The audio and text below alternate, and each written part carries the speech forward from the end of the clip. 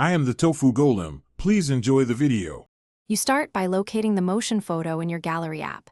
This is essential so you work on the right file. Once located, tap to open it and make sure playback shows the live portion.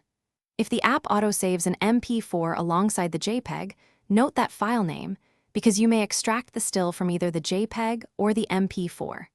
If needed, grant storage permission now so the app can export frames and you can proceed without interruptions.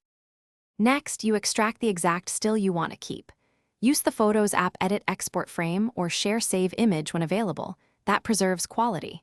If the motion photo only provides a video, open it in a simple video editor, scrub to the desired frame, and export a high-resolution image. Make adjustments, crop, and exposure so the new static image matches your intent. Once done, save the image as a new file. This becomes your normal photo.